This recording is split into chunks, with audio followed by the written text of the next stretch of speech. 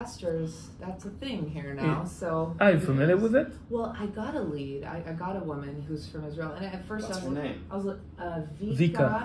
Oh, you know her? As soon as I told you they all know each other. I'm telling you. Well, good, and she's legit. I mean, we specifically know most of the Israelis here because we're like. They're like us, but in Israel. Yeah. Because we have a group of investors that we have meetups that have 20, 25 people each month that all know each other. Yeah. You guys are about the same, right? Yeah. We can explain more. I think we are part of a group in Israel that Israeli investors that invest in the United States, and we have pretty much people everywhere. Yeah. So I don't know, like 500, 600 active investors, Israeli investors in the market. 500? Yeah, at least. Maybe even more. What other markets? In Milwaukee? No. In general. More. So people in Florida, California, Texas. Texas is very strong, you know. Mm-hmm. And some of us are here. Mm-hmm. And I think the reason to come here for us is cash flow. Mm-hmm. Seriously. Like also the entrance level, like how much capital you need to enter the market. Because in Israel it's like $1 gazillion. Yeah. On the other hand, cash flow. Yeah. So our business is to help other non-active investors to invest in long-term rentals. Like this is my business. But some Israelis doing flips, some of them doing wholesale, and some of them doing everything here. And so how does that help you to get other investors in the market? Is it like a syndication or? Yeah. Yeah. Okay. Yeah, exactly. Private equity, syndications, and those kind of stuff for me. And I think Vika as well. Okay, yeah. I mean, I haven't done anything with her yet. She's like a new lead that I got. So we had one conversation, and Ty said, hey, we have some Israeli investors here. So I wanted to understand what it is, how fast you move, and how many properties you buy at once, and all that kind of thing. Yeah, that's a good question. And it's really not specific. I mean, each one is plays other role. We have investors that buy, I do package deals, I try, and we have more investors that bought 1 or 2 properties, and we are them buy multiple units. Yeah. How long have you been in the Milwaukee market? Almost 1.5 years. No, you are 2 years, man. No, last January. So about 2 years, 1.5 years. Okay. Yeah. Since January 22. Have you noticed the increase in prices? We have. Yeah.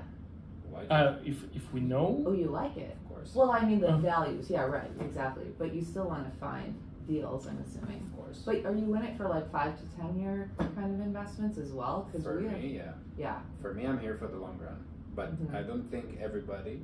No, I don't think so either. You have to have cash to be in it for the long run. Also, the local people are not here for the long run. Some of them, some of them are just buying one thing, then the investment goes wrong, then I will never buy real estate. Yeah, it's true. And actually, in the last year, there were lots of newspaper articles about scams in real estate in the States.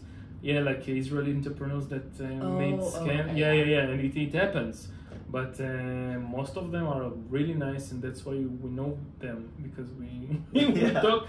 We two of us talk with a lot of people, so we want to build a community of investors. That's great. Yeah, and we want to know what to look out for too. So what are you afraid of? What are your concerns? Really, I don't want to be involved in a scam. I think as a buyer, no, as an agent.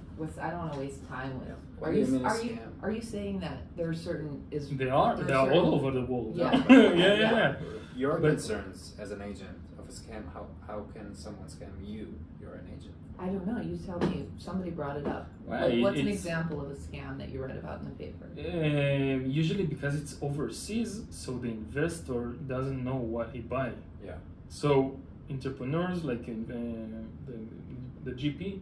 So you can, buy something that doesn't really worth as much as something, and then tell the investor, it's worth 100K, exactly. And then it's maybe 10K. So it's more happening on your guys' side, not necessarily. I think it's easy. I mean, with a bad operator. Look, if that doesn't know how to vet somebody on your side. If everything goes through the title, right? Yep. And I always Yep. say that also Exactly. to Israeli investors, right? Appraisals, right? Exactly. Yeah. Just Yeah. make sure, verify. Yeah. That's Like- it. Yeah. But Yeah, the normal investor don't go to this To that deep, deep, right? yeah, But for That's the me, if problem. I was just a passive investor, yeah. no matter where, It's that's imagine what's- that you're gonna buy an investment property in Texas, right? Mhm. Like with some guy that is an expert in Texas, right? You will need to verify his words with someone else over there, right? Yeah. To call an agent. Well, that's like what Ty does and Yeah. coaches us to do, because he's been working with investors longer. Is to the investor has to do his homework and know what he's Obviously. doing. Yeah. He have the responsibility for his own money. Yeah. And only he, right? But then our team is also all about integrity. So we don't. Yeah. Like we were just talking about that, like leading the investors to like. Well, I mean, there are investors buying properties that don't cash flow because they're looking at long-term investments, but Yeah, there's still makes sense. there's still River West. You know, is a great neighborhood. The values have increased a lot, so the cash flow Yeah. isn't as good. Harambe, on the other hand, That's is okay, but even those prices are going up now. Wow.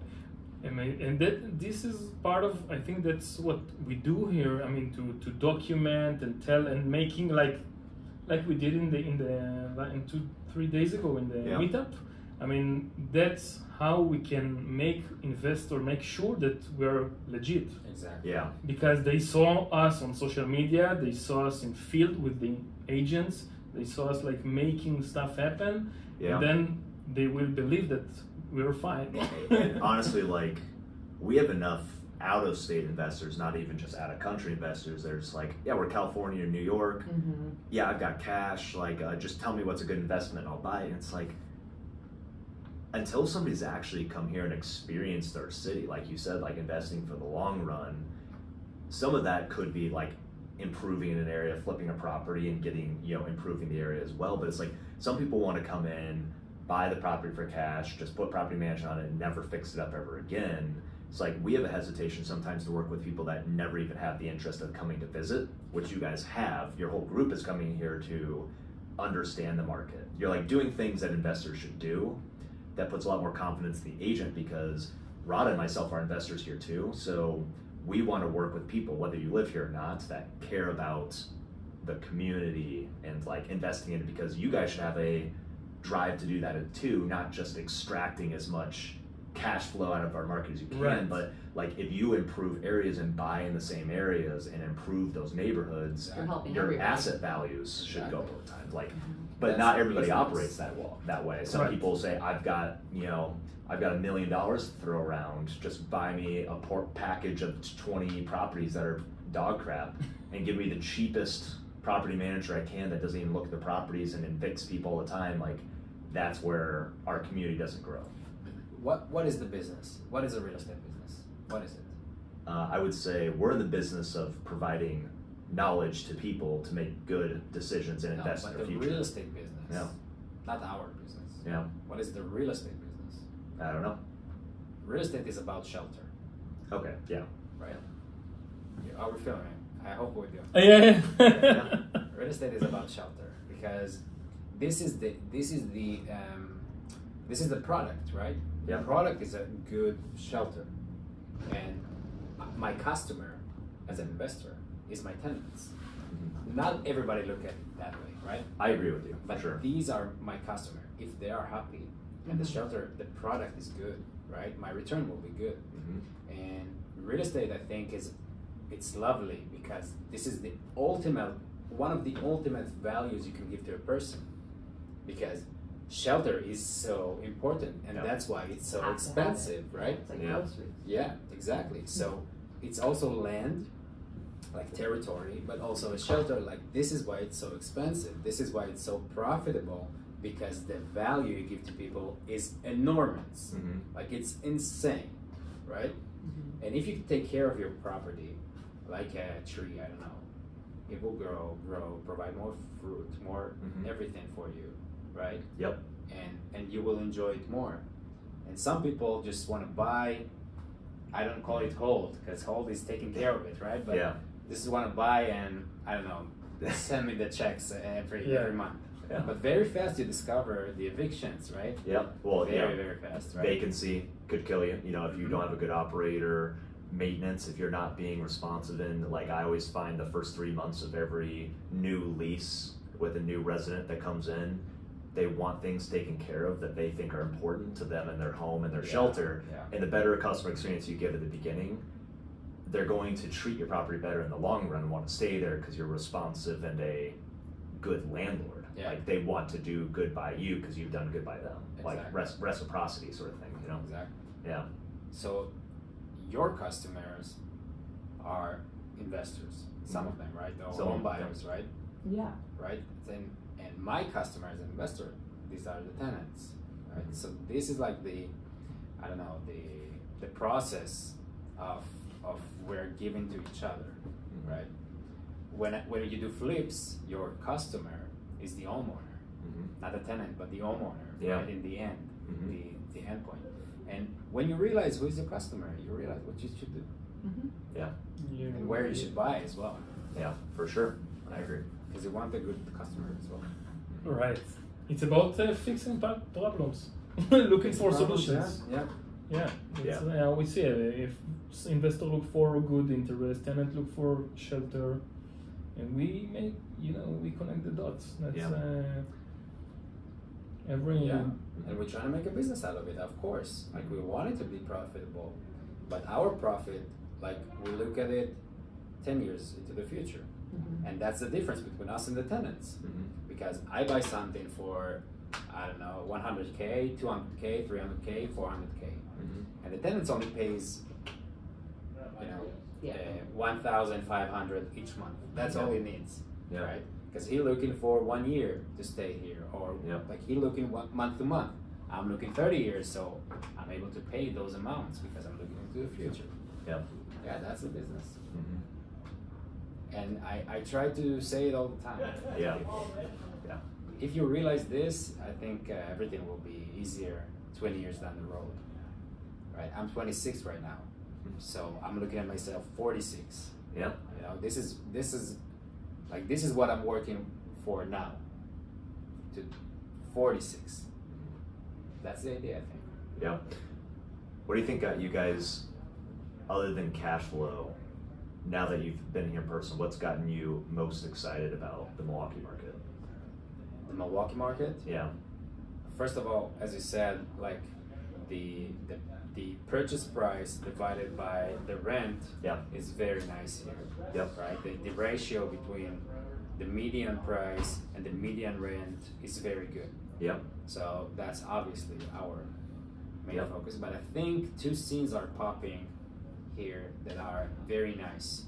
Some areas getting nicer and nicer, and like really, how do you call it?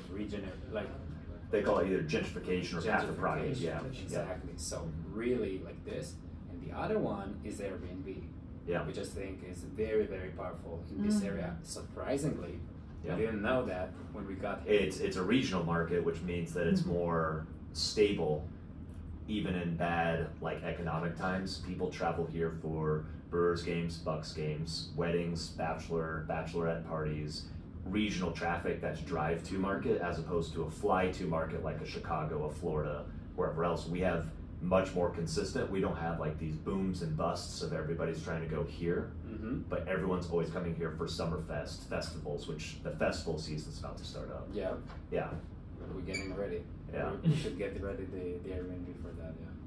And what's great, if you can really optimize and find locations that are optimal between good Airbnb locations and good areas for housing for clients such as nurses, we've got a good hospital system. So if you can rent from whatever it's ended being March to September Airbnb, and you're already furnished, you have these people that aren't carrying furnishings and all their belongings with them for the winter months when vacancy is usually 30% or lower, unless you're dropping price.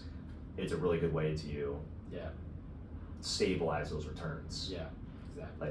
That's one thing that's really cool about our market is all rental strategies, fix and flip, long-term, medium, short-term will work. Medium is great. Medium is I think it's going to be huge in the coming years globally. Like the medium market, because people want to travel, digital nomads, you know, they want to be there and there and there and there. They want to have 3 months here, 4 months there. And I think this market is growing. And wouldn't it just be nice to have like nice furniture that's like you don't have to lug around places and like the cost of moving it? Yeah, exactly. Yeah. I think for now, from our generation, I think it makes way more sense to get inside an already furnished property. Mm-hmm. But I don't think in the past generation it was that value, that big of a value. But today, I think it is. Yeah. In Israel, it's not common. What? I love it, and you too also. Yeah, get to a furnished apartment. Mm-hmm. But I know my friends, and I guess your friends that live in the big cities of Israel, they don't like to.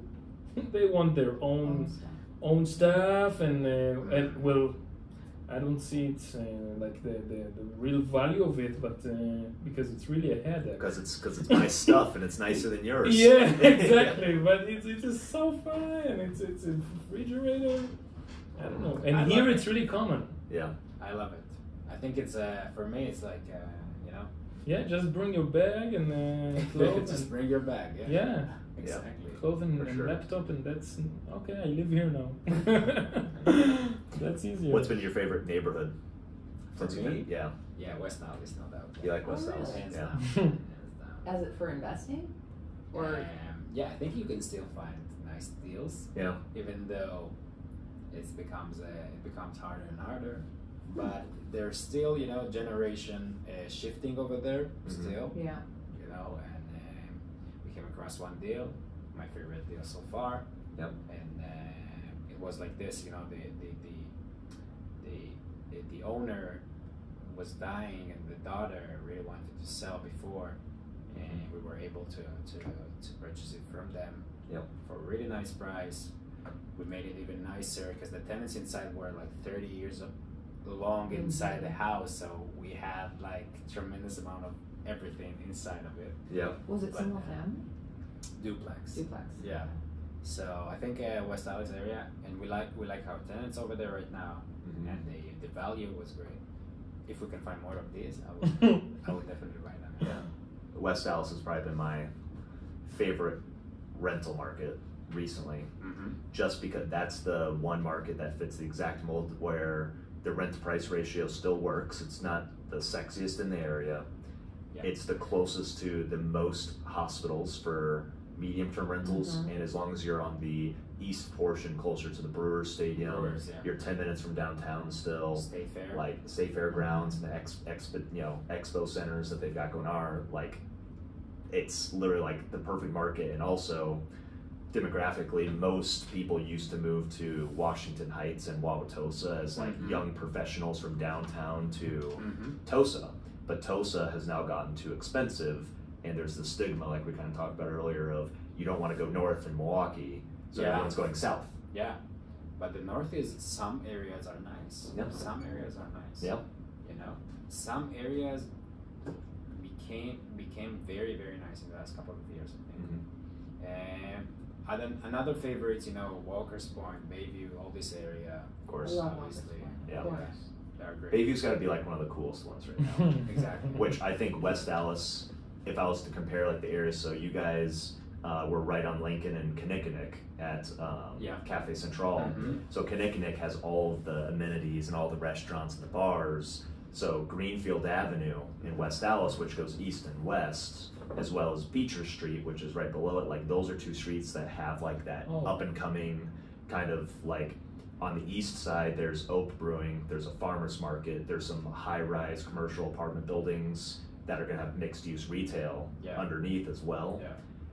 Those streets are gonna look very similar to Kinnickinnick and a North Avenue in Washington Heights and Tosa. I think so. In the not-so-distant future. It's right Wow. Yeah, So the next meetup is gonna be there. Yeah, and there's some really cool spots. I mean, if you're still looking for a place to eat, Camino is a great restaurant spot that's over there. Ope Brewing, which is like a Wisconsin word, ope, like a yeah, like an expression. That's really cool. I think I just heard that they're putting in like sand volleyball courts in for well, like. I was gonna say, I mean, Bayview is really close to the water, and I moved from a suburb of Chicago. My mom grew up in Wicker Park, My husband flipped a ton of properties in Wicker Park back when it was really run down. So when you look at like that area, you could compare it to like a West Dallas maybe. Yeah. But I live in River West. I live like 5 minutes from the lake, you know. Oh, it's amazing. So you have the lake, and then Bayview, you have the bridge. So that can easily connect you, or the highway. I mean, there's no question, Bayview. If you can keep buying properties there and it's working, why wouldn't you? River but West. I like the water. So River West is amazing. The water is There's so much to offer, and I think from the water, the east side, River West, so Harambe, right? It's starting to gentrify. It is, and Habitat for Humanity is building a bunch of. The thing about River West is super tiny, you know. Right. Super tiny. So it's a great location. We didn't got here on time. Yeah, for River West, even though we really wanted to, but I think between we can start now. Yeah. Between River West, if you're not too afraid, and you get into Harambe all the way to like West Dallas and north of there, I think that whole area is up for grabs right now. The south part of Harambe, and I would say Harambe closer to Brewers Hill. It's right next to Brewers Hill, right next to River West, but specifically closer to MLK, which is also 3rd Street. Because there's plans, I believe, for the Hop, which you've probably seen around town, like that tram thing that goes around. Have you guys seen that downtown? Train you could jump on. I don't think it's free anymore, but same thing. It's like a bus on train tracks. And you can just go on it. You go. I think it's very it's like a bus fare essentially, but it's very cool. It's updated, but it only runs around like the heart of downtown for the most part. But there's plans to expand it from Bayview all the way up into Harambe. Yeah, we heard about it. Yeah. So like that's like 5 to 10 year vision for that, and MLK goes directly to the heart of Deer District and everything going on there. So like when you think about Airbnb upside, long-term rentals work there today in Harambe. Most of the inventory needs refreshed and needs updates, but in the long term, those are going to be the neighborhoods for like when you look at some of the other bigger metro areas where it's like you see where all of these Airbnbs are clustered that are like 5 to 10 minutes away from downtown.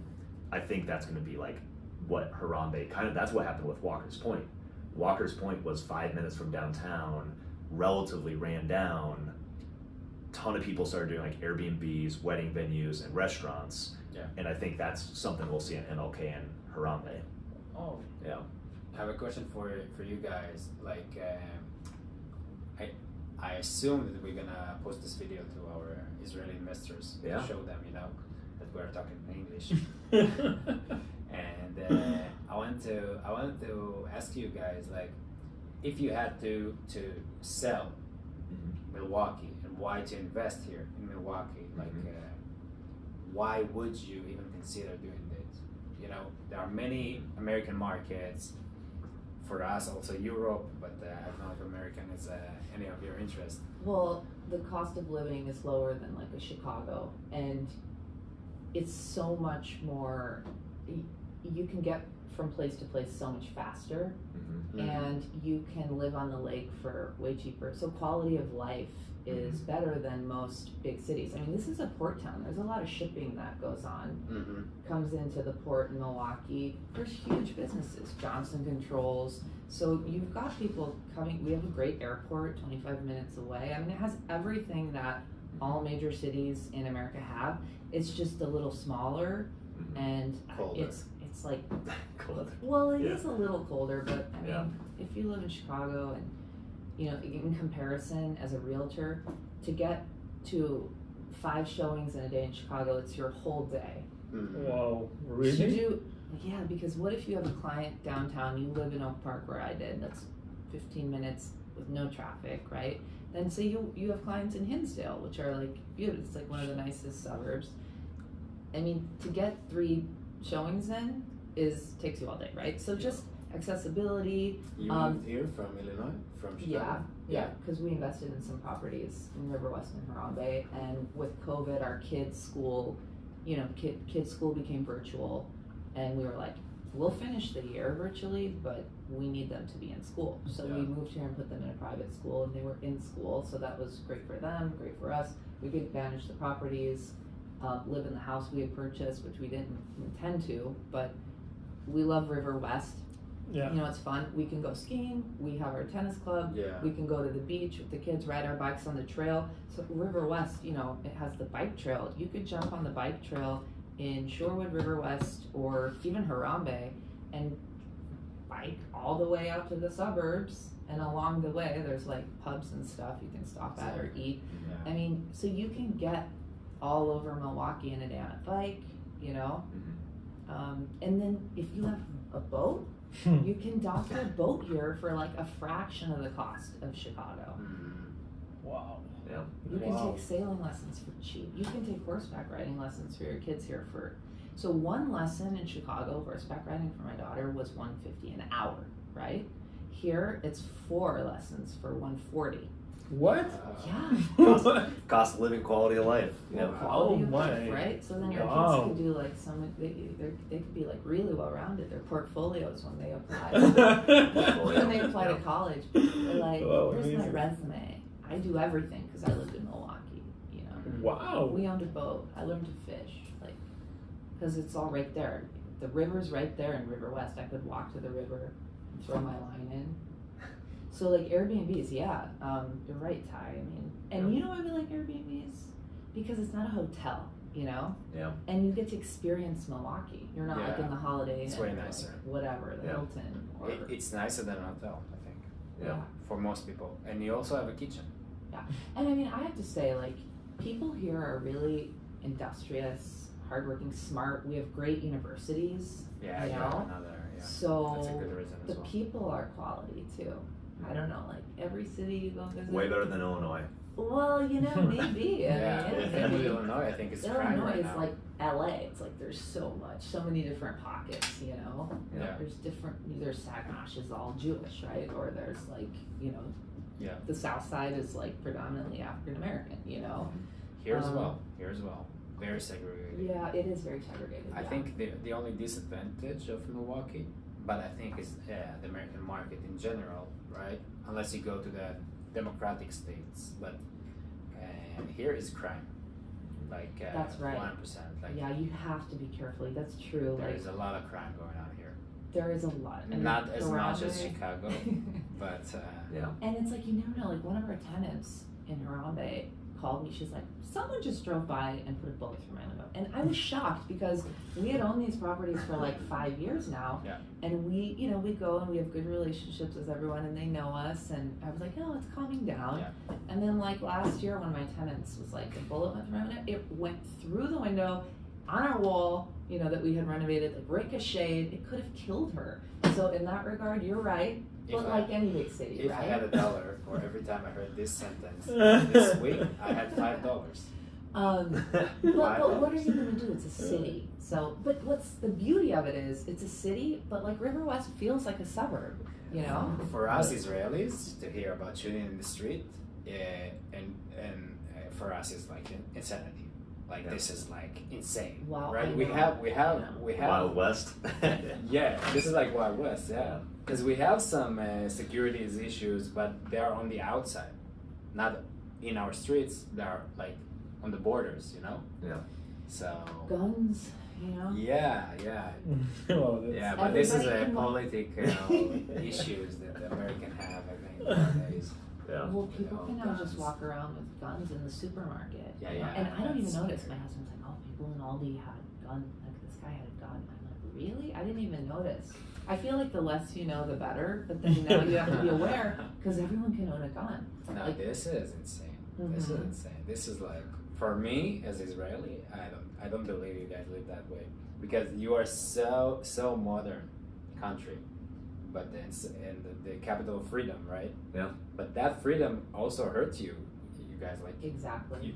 like there is a balance here that needs to be done. I think. It's a trade-off for everything. Yeah, exactly. Oh yeah. Exactly. What do you like about Milwaukee? I think we touched on already. Favorite things about investing in Milwaukee are all the rental strategies work. Yeah. Long-term, short-term, medium-term. Mm-hmm. The upside of our market right now, demographically, of low inventory environment of now would be the time to enter. Wow, we have to talk about that. We have to talk about this. There's no inventory out there right now, and the demographics are showing the only part. What do you mean there is no inventory? Because nobody, not everybody understands. Yeah, so no inventory meaning our active inventory today compared to pre-COVID, so pre-2020, is down about 50%. Because nobody sells. Because nobody's selling. A lot of it is, it got kind of, stashed up. One, because everyone can see the same data lines you can of rent to price ratios and all that kind of stuff. So low inventory in terms of the number of units available for sale at any given time. Why people don't sell? People don't sell because it's an awesome opportunity to be investing here in Milwaukee. But mostly because they locked in long-term debt. We call it the lock-in effect of, if you bought something in the last few years of 4% interest rate or lower, that's 70% of all mortgages out there are 4% interest rate lower, and you don't have the inventory today to trade into, and it's hyper competitive.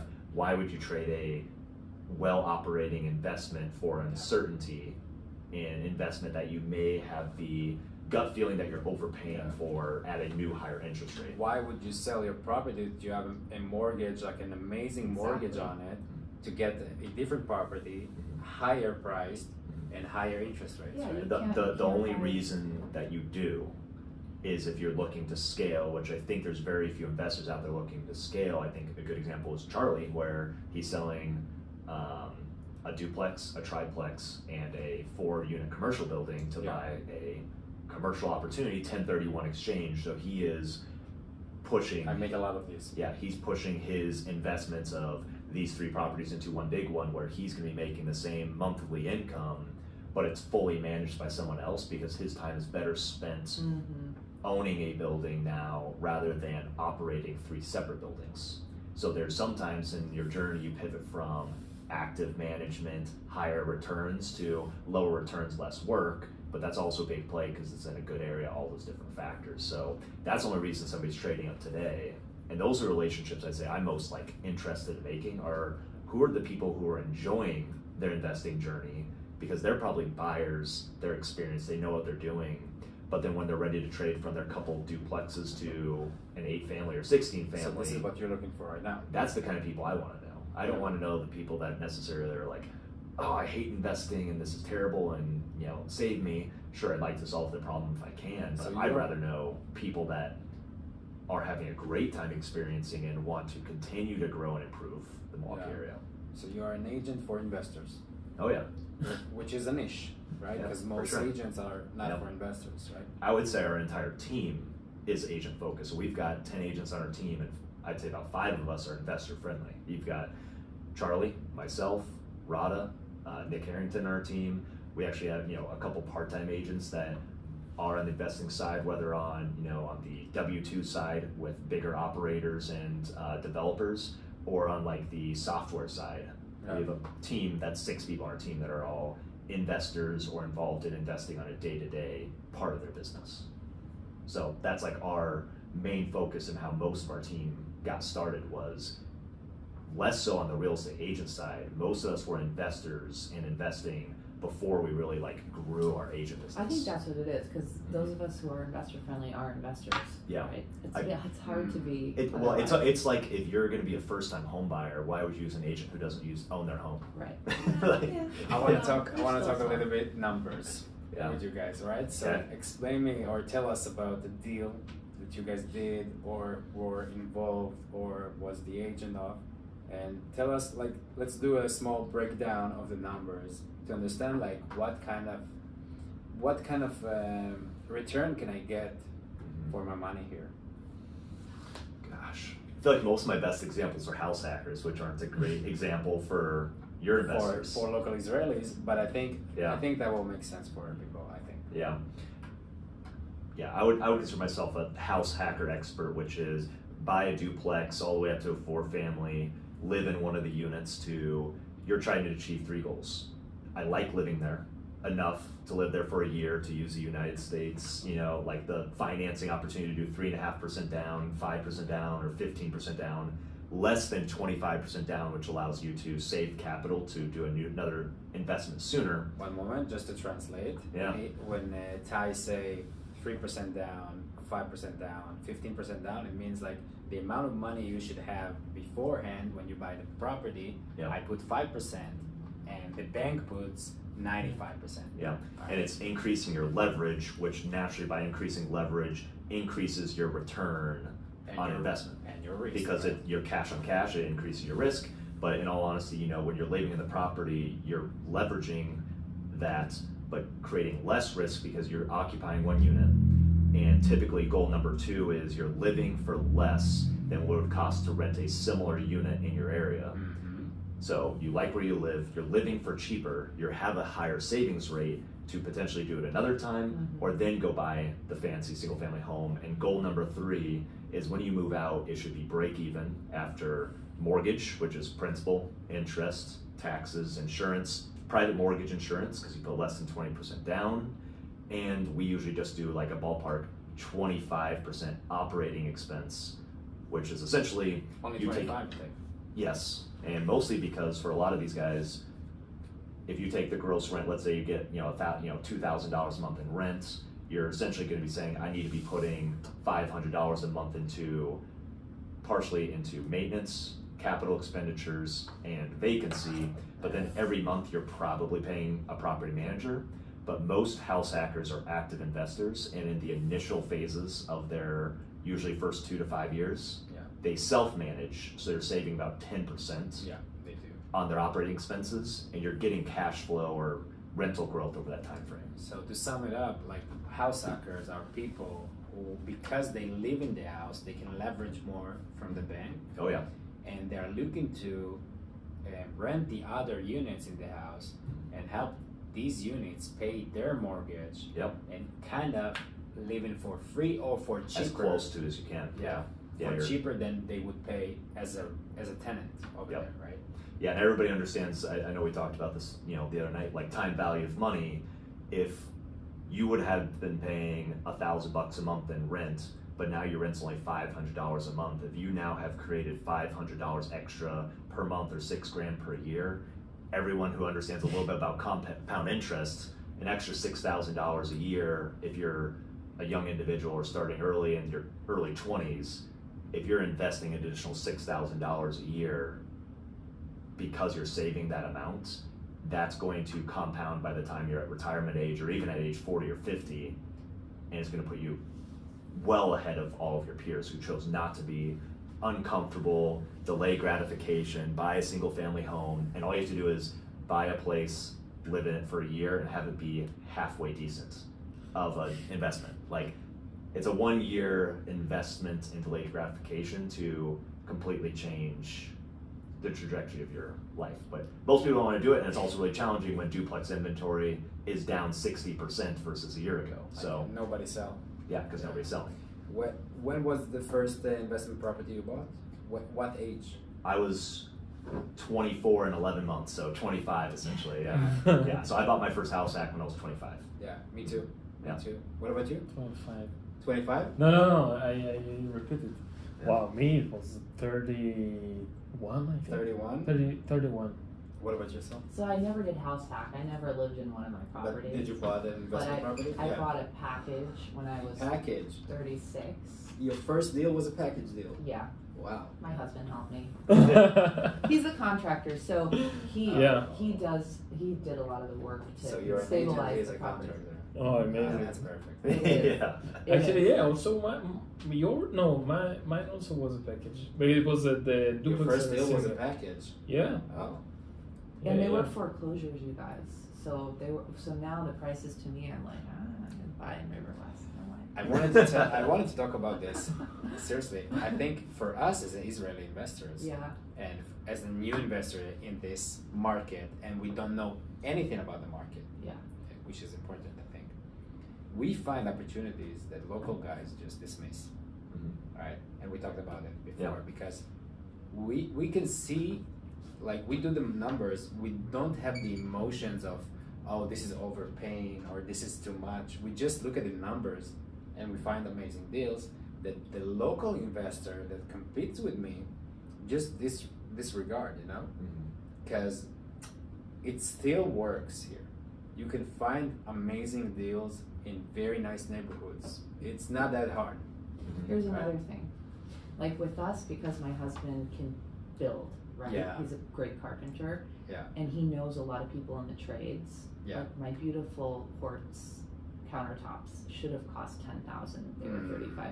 You know, so that's one thing. So when you know people and you have a pool of people who are your friends, and like me now, if I have a client, I give Bill's friend, I say, hey, you go look at the foundation. I'm helping him make money, right? So if you have your little team of people who, you know, you can find those deals nobody else wants to do, but like the basement foundation really needs work, right? Of course. So you have to have someone who's affordable, who you know, so that the numbers all work, right? Of course, and of so course. I think in our market right now, you have to have a good contractor, a good team that can help you not easy to rebuild. find. And it's not Right. easy to find. It's not, right? easy to Ty? I find. mean, it's Yeah. not easy to put it Well, it's funny, together. the other night we met up at the meetup, and I had, you know, talked to Nitai and another one of the guys, Dean, previously, and they knew Roberto. And Roberto walked in, I had no idea he was going to be there, and Well, that's talked about a great see? contractor. And yeah. and like it's a small town. Yeah. It's not that big. It's funny you say it's a small town because lots of people that I talk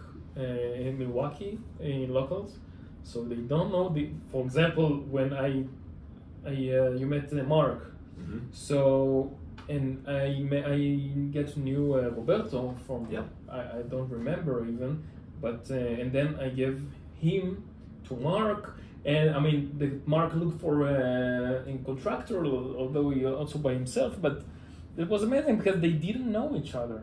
And even when I talk to realtors, and they ask me sometimes if I know a contractor in Milwaukee. Yeah. So it is a small market, but the dots are not connected enough. And so contractors in our market are booked out like Of course. months. Yeah, right. And so course, they the good might, ones. The good ones. they Yeah. kind of The hide. good They're ones. like, no, I can only, you know, I can't do it. Some I of them can't are help you. exclusive to people, Yeah. you know? Well, because they can't be in all those places at once, and they're Yeah. they're a really skilled contractor, carpenter, at a good price, right? So it's all about the numbers. Like Of course. my husband, no matter what, even with me, he'd probably say, if you're not getting me the right houses, Ty, can you find them? Like he's all about the numbers. Yeah. So he still gets 3 bids, even with his friends. So they're like, I'm not using Chris, but I'm gonna see what his numbers look like. And so, sorry, Chris, you lose. So it's all about scaling those numbers so that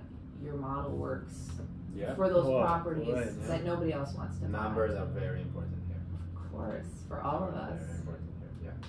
You have to know your numbers, and you have to have enough buffers to cover the unknown. And a lot of unknown is going to happen. Yeah. A lot of unknown. It's guaranteed. It's guaranteed. Wow, it's all blurry. But I think if you take the right buffers, you are always surprised for the good, Oh yeah. right? Yeah. In the short term, when you first make, you're like, oh boy, what'd I get into? But then like I look, back 5 years, and it's like something I've told a lot of my house hackers that are a little bit nervous to get started is like most people who are trying to get into investing usually have a past of outperforming their peers or being overachievers or whatever it is, of like they're competitive. They want to do better than other people. They're not people that like sit on the couch and watch TV and like just hang out and they look down and they're always like pessimistic. It's like they're go-getters, they're problem solvers. So I say like, what's the most likely scenario as you look back at your previous history? Were you successful at most everything you did? You had problems along the way, but you solved them and you ended up having a great result? Or did everything go wrong, every single thing you did, and woe is me the whole time? Because most likely your investing experience is going to be very similar to your track record of your life. Exactly, yeah. Because that's just who you are as a person. Yeah. And usually that gets them more that like first little like jump of risk when they're buying their first house hack is like, yeah, dude, like I'm a smart guy, I graduated college, I've got an awesome job, like I've always, been driving super hard. You're going to figure it out if you need to. I have to say though, you kind of have to have a knack for numbers if you're truly going to be the one like building your own portfolio. Yeah. Mm-hmm. Like We love numbers. Yeah, like one guy from Texas, he's a math teacher, Mm-hmm. and I said, have you taken any classes? Which is better if you haven't, And he's like, no, I just have kind of studied up on it, and he knows numbers, So I can say, oh, there's this deal, and he can already do it, and it's just helpful. Everything moves faster, like the clientele you want. You need 3 people to do a nice deal. one of them have to be the office guy, which I consider myself as the office guy, you know? The numbers, the phone calls, the inspections, all those kind of stuff, right? The schedules, this person. The other one should be the finance guy, you know, the one that gets the money. You know, depends like lending or those kind of stuff. Yeah, we didn't even talk about that, right? Yeah, which is important, I think. And the third one should be the field guy, you know, the one who's doing it, the one who knows like to see stuff and to say, oh, this is not right. This is like $30, or this is not right. This is like $300. You know, those kind of stuff. And this is the team. So for us as Israelis, we can be maybe the equity or we can be the office, but we need you guys here in the field, right? Yeah. We call it the triangle. Exactly. You have to have knowledge, the money, or the hustle. And if you have two of them, you're going to be able to essentially, you know, create more opportunities for yourself. Nice, very nice. Yeah, very nice. But you have to have all three, just like a stool, for it to stand. Nice. Definitely stole that from somebody. I don't know who. I was about to ask. Where did you find this triangle? Yeah. Why would you I listen to a lot of podcasts, so pretty much everything they say is not original. But you know, my first broker told me, you just learn things and you take what you think is helpful and you embed in your own business. So there's nothing wrong with that. Oh, yeah. Why reinvent the wheel, right? Right. But like lending is a whole other thing in our market. So there's there's so many different ways to fund a deal, right? So we have investors coming to us all the time, and you can propose to them that, hey, you want to invest in a property, you can invest in it and hold it, or you can invest in it and I'll hold it and get you your money back and refi it with my lender. You have a hard money lender, then you have non-hard money lenders, you know, you have your conventional banks.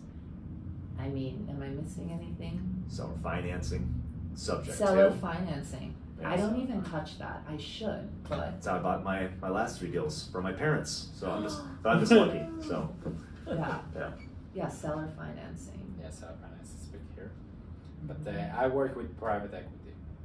I like it the most. I think I see a lot of value in it.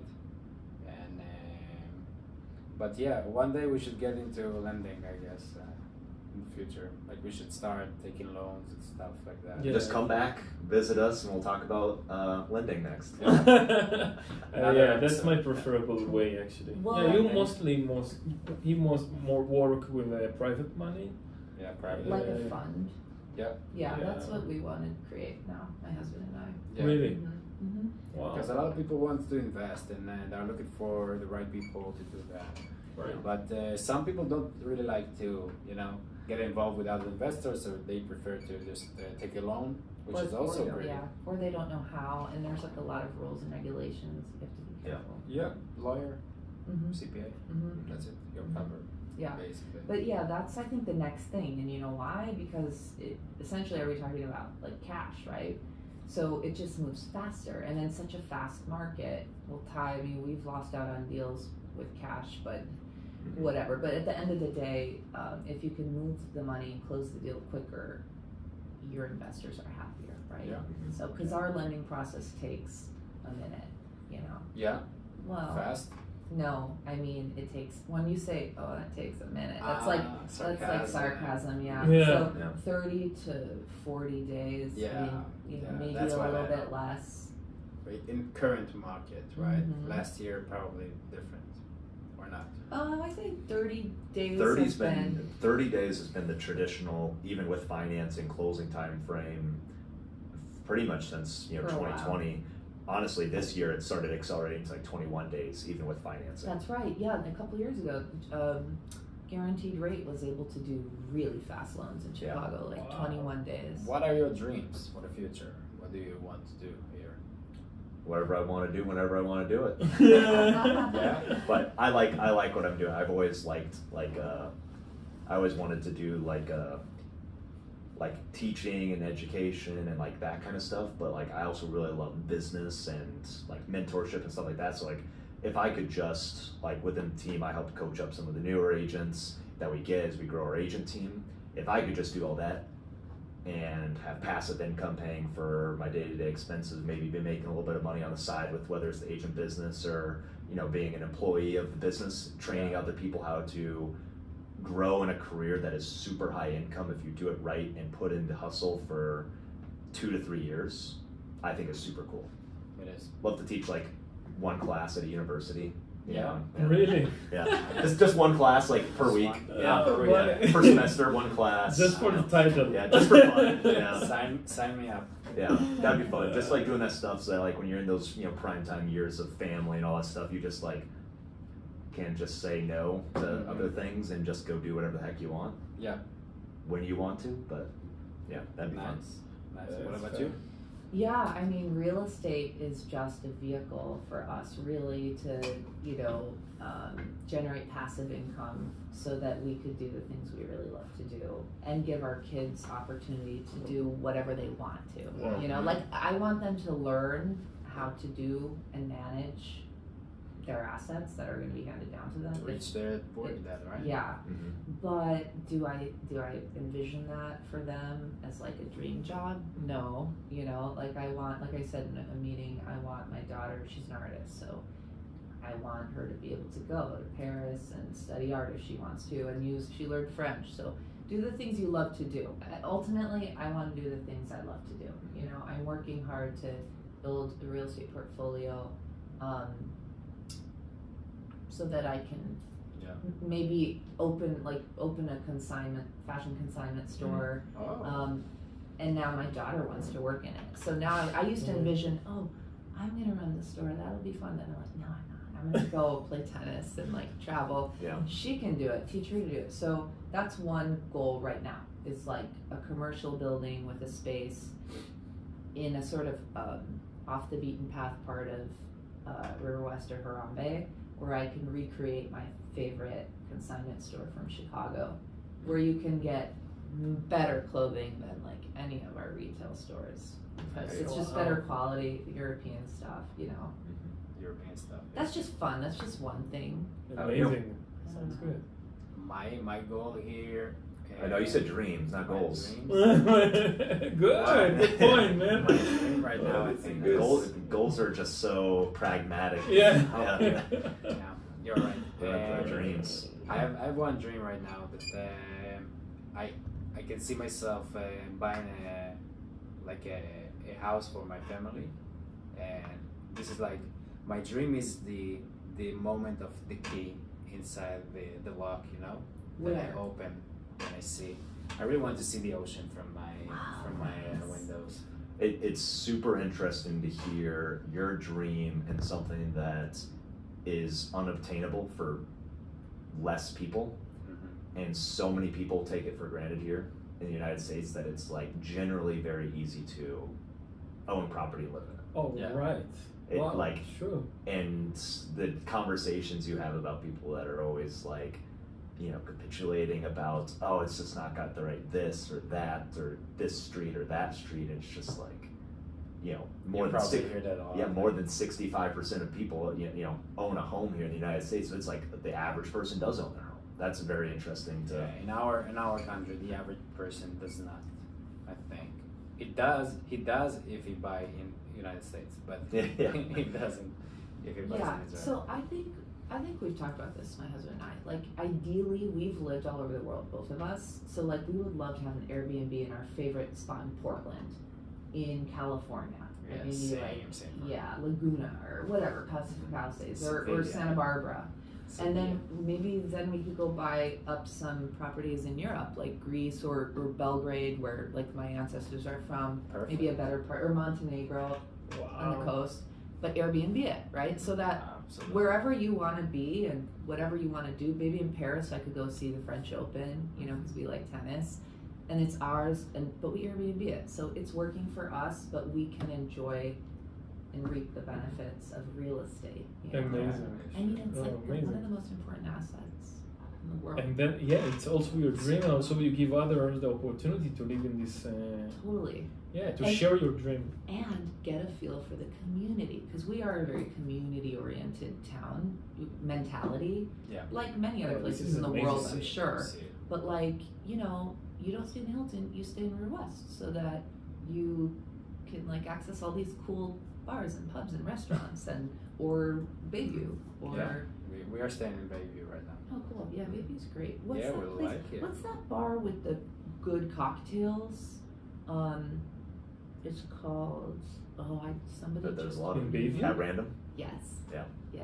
Which You one? guys should go to Random? At Random. At random, their thing used to be that they actually didn't have hours. They were open at random. I think they now have some hours, but yeah, it's like Oh my. there's like a thing where it's like you would go hoping that they'd be open. Sometimes they are, sometimes they're not. So it's the thrill of Yeah. them being open. Great. There is actually the oldest cocktail lounge I think in Milwaukee, isn't far from you guys in Bayview, called Bryant's, and Oh, they don't have a menu. You just say, I typically like to drink, let's say old fashioned is a really popular drink in Wisconsin. They'll say, oh great, and they'll just bring out something that's not an old fashioned, but something like a similar vibe or something that you might like. But you just say, well, I like citrus, but like sweet at the same time, or like citrus and not sweet. Like they'll just come out and they'll make a cocktail, they'll make frozen drinks, they'll make whatever you want. We have to go there. Yeah, Yeah. Bryant's. Yeah, totally. And it's Bryant's. in a house. It's like in a house. Yeah. Bryant's at Random. What's the Italian restaurant that's really well known there? It's been there a long time. You In mentioned Bayview? it. Yeah. Tenutas. Is it Tenutas? There's a couple. These are too You guys much should- recommendations. You guys should just Well, Google that's 7 days. Italian restaurants at Bayview because I've heard so much about Mhm. like all of them. It's like maybe one of the best places to eat Italian. Nice. I mean, in River West, if you haven't been to Centro, that's a really good Italian place. You have to send me a whole. Okay. Anytime. Dreams. Wow. Wrap great. us up, because then I've got to do a buyer workshop. Yeah, right. I'm probably like having people waiting at the door right That's now. my card. Everyone that's not bent. There you go. Wow, amazing. If you want, those recommendations or whatever. I know you guys are working with Ty. Yeah, But we'll work you with know all of Vika you. too, so Yeah. so you must be a pretty. I just tight-knit, been in small our group, property right? actually. I think the Israelis who invest in Milwaukee. We probably know most of them. How many are there? I think 500. at Oh, least 100. 500. No. Oh, I'm like really. In Oh, in Milwaukee? no. Yeah. At least 100. Seriously? But the previous. not like not but active. they still have properties. I think like active 20? like no. About 40? 50 50 that are active. active. Yeah, Wow. I think. We know Maybe. most of them, but Not everybody. just give the names and you'll see that you have at least 30 in your mind. Well, listen, if you ever need me to answer a quick question about River West or something, you could text me. Okay. You I will my have number tomorrow. now. Yeah. Yeah. I'm going for a showing tomorrow. River Okay. West. Holton Street. Holton. And yeah, I mean, you- that's Oh. the divide. That's the border, right? Yeah.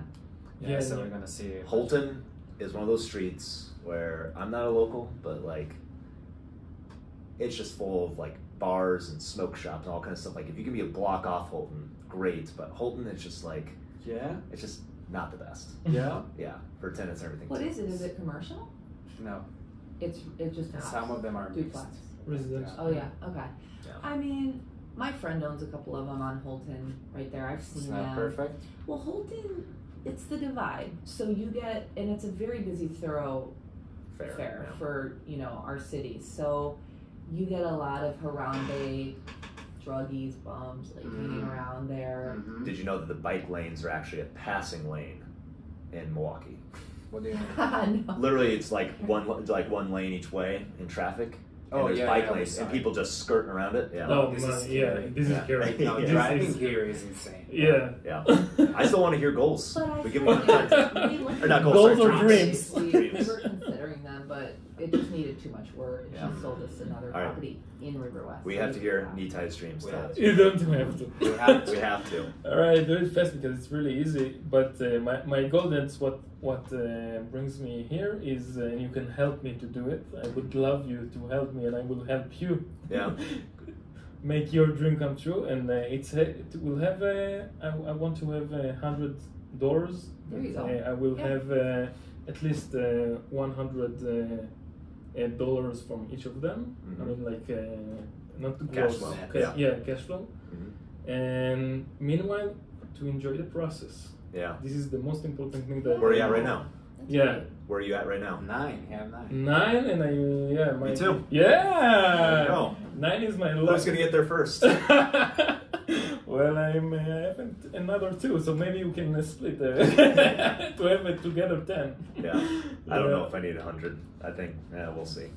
I don't know. I change my mind every day. Whatever works for you. Like, whatever, if Yeah. you're stressed, it's not fun. Yeah. the And process- I began this game. I call it really like I gotta have it, and then I just realized that I just love to try to make it, and I'm not stressed about it. I don't need it. I do it for fun, and I just meet great guys, and that's That's the fun part. yeah, that's the fun part. What if I told you it'd be a better strategy to get 10 doors that are $1,000 cash flow per door? I'll do it, but it's not the reality for now. I don't know. Oh, really? You can have it. All you have to do is just buy and wait. Right. You're there. Yeah, one day it will happen. Yeah, Yeah. obviously. Amazing. Yeah. Of course. I'll go Depends for where this you buy. strategy. Depends where you buy. What's that? I'll go for this strategy. Yeah. You can buy my house hack from me in a few years. I'll give you a deal at like 500,000, I think. All right. A few Yeah. years. Yeah. All right. Yeah. I'll keep that in mind. Yeah. I'll call you in 2050 or something. There you go. Wow, amazing. I gotta go set up this event. It's amazing. So thank you very much, guys. So nice Wow, to it meet was you. amazing. Well, Yeah. We will do business together, obviously.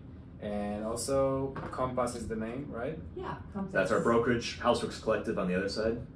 So That's our team. if anyone will want you to maybe check one deal that he might have here, If- can they contact you? I'll say we're your guys' one-stop shop where if I can't show the property, Rada can. If Rada can't, Charlie can. If Charlie can't, Okay. Nick can. And we all, so Charlie had over 10 doors. You have how many doors? Personally, Personally. 7. Nick has 9. Like, we're all investors. We're all investor friendly. Like, Oh, if you guys need somebody, and Charlie's done flips, I'm doing my first flip, Rada has a contractor of a husband, like, we're your one-stop shop. And both on that and the listing side, we already talked about light photography group and everything else. Like, if you do a flip, or honestly, like, if you guys are being clients and you guys need some photography of your units that's professional, not just iPhone from some, ragtag property manager, we're here to make you guys look the best at everything you do. So So, I moved from Chicago, and initially I was with a company that was family owned called Baird and Warner, and their company had been in real estate since the late 1800s. Wow. So they helped Wow. rebuild Chicago when it was burned down by a fire. Right. Yeah. So they had so I learned from them how to do real estate. Then I moved to a great company called App Properties, who's only in Illinois but had the highest market share. And those agents were moving from that #1 market share company to Compass, which is a and nationwide Compass is now company number one. Compass is Yeah. number 1 market share in Chicago. We just launched Compass here. Our team helped launch Compass almost exactly 2 years ago in June because of our brand and team model and all that. Yeah, there's a else. certain thing you Yeah. expect from a great brokerage here in a good city, and that's professional photography, great service, great marketing, Like- high production. Compass only allows agents who do a certain amount of production and have had a certain amount of success in their career because we want to have the best agents for the clients we support. Like but we also happen to do investors. A lot of Compass agents end up being luxury. So like all those beautiful homes you see on Lake Drive and Whitefish Bay, for example, a lot of people go to those markets, but like we try to bring like the same sort of everything to everything we do, whether it's the duplex in Harambe or if it's the nice Lake Drive home. Nice. So Very we nice. serve everyone. Wow. I appreciate your time, guys. I appreciate your guys' time. Thank I'll see you I next I time. Wait, told you guys we need- already.